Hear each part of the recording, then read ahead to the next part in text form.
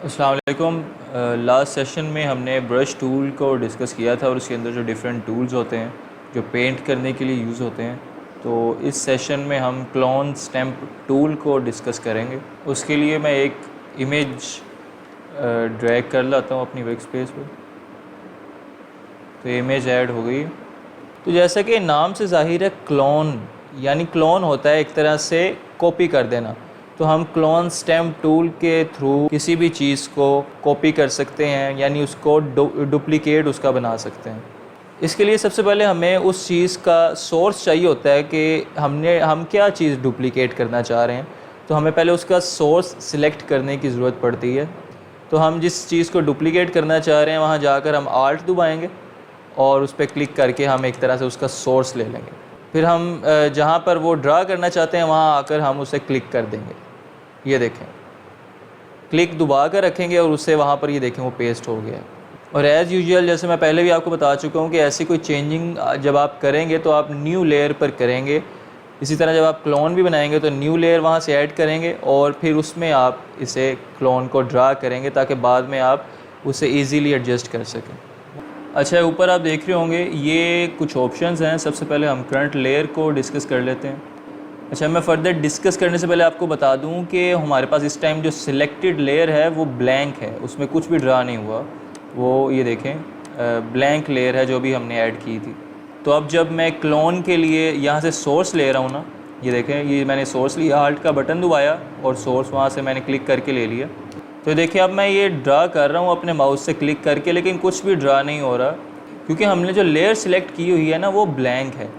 तो blank source में यानी ब्लैंक लेयर में सोर्स भी उसका ब्लैंक ही होगा। जब हमारे पास कुछ डाटा ही नहीं है, कुछ ऑब्जेक्ट्स ही नहीं है, तो हम वो क्या उसमें कॉपी कर सकते हैं। इस वजह से वो ब्लैंक है, तो यहाँ पर कुछ भी ड्रा नहीं हो रहा। तो अब हम यहाँ पे एक और ऑप्शन है, ये देखें करंट एंड बिलो।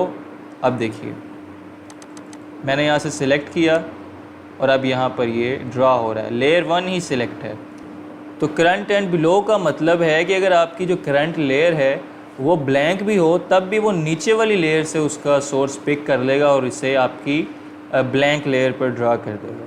इसी तरह हमारे पास ये एक और ऑप्शन यहाँ पर आती है ऑल लेयर्स। अब ऑल लेयर्स में ये होता है कि अगर आपके पास 4-5 लेयर जो हैं वो आपने ऐड की हुई हैं और उसमें सब की सब वो ब्लैंक हैं, उस सूरत में भी वो उस लेयर से डाटा ही देखें कॉपी कर लेगा। जहाँ पर डाटा कुछ मौजूद है, ऑब्जेक्ट वगैरह, वहाँ से डुप्लिकेट कर लेगा। तो ये ऑल लेयर्स इस तरह से काम करती है कि अगर ब्लैंक लेयर्स भी हों आपके पास तो ये जिस लेयर में कुछ मौजूद है वहाँ से डाटा ये कॉपी कर लेता है डुप्लिकेट करने के लिए। अच्छा, इसके अलावा कुछ और ऑप्शंस भी हैं। ये सेम ऑप्शंस हैं जो हमने पहले भी ब्रश वगैरह में भी डिस्कस कर चुके हैं। यहाँ से साइज़ है, हार्डनेस वगैरह है, उसका मुख्तलिफ प्रीसेट्स दिए गए हैं। इसी तरह ये फ़्लो की ऑप्शन है, तो ये हम डिस्कस कर चुके हैं दूसरे टूल्स में भी। इसके अलावा मतलब बेसिक काम जो इस टूल का है वो यही है कि ये चीज़ों को डुप्लिकेट करता है। जैसे अभी हमने डुप्लिकेट करके भी देखा था, आल्ट दबाकर हम उस चीज़ को सिलेक्ट करते हैं तो ये देखें ये उससे रिस्पेक्टिवली उस हिस्से को जो है वो क्लोन कर देता है। अच्छा, जैसे मैंने आपको पहले भी बताया था कि हम क्लोन बनाने के लिए पहले हम सोर्स लेते हैं और ये देखें यहाँ से मैंने सोर्स लिया है। जो प्लस साइन आपको नज़र आ रहा है पेंसिल पर सोर्स पे, तो ये देखें जहाँ जहाँ ये प्लस साइन जाएगा वो चीज़ यहाँ पर डुप्लिकेट होती जाएगी। ये देखें सिर्फ पेंसिल डुप्लिकेट नहीं कर रहा, आपका लाइव बराह रास्त जहाँ जहाँ सोर्स आपका जा रहा है वो चीज़ यहाँ पर कॉपी करता जा रहा है। ये देखें। अच्छा, अगर हम चाहते हैं कि पेंसिल के अलावा जो हिस्सा एक्स्ट्रा हिस्सा है वो आप रेज़ कर सकें तो वो यहाँ से रेज़ नहीं होगा क्योंकि हमने इसे उसी लेयर पर जो है वो क्लोन बना दिया था।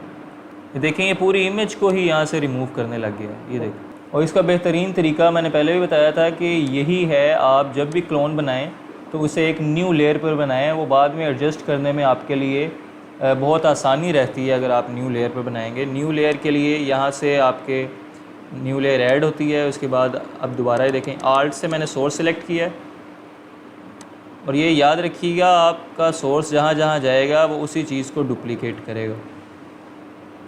अब आप ये देखेंगे जो हमने डुप्लिकेट एक ऑब्जेक्ट क्रिएट किया है ये एक न्यू लेयर पे किया है। तो अब हम इसे रिसाइज़ भी कर सकते हैं, इसे मूव भी कर सकते हैं। ये देखें, ये इजीली रिमूव हम इसे कर रहे हैं यहाँ से। अच्छा, अगर हम चाहें कि ये पेंसिल के साथ जो कुछ इजाफी एरिया यहाँ पर ऐड हो गया है तो उसे हम रिमूव कर सकते हैं। हम रेज़र टूल सेलेक्ट करेंगे सिंपली, और ये देखें क्योंकि हमने इसे न्यू लेयर पर ऐड किया है तो ये इजीली यहाँ से हम इसे इरेज कर रहे हैं।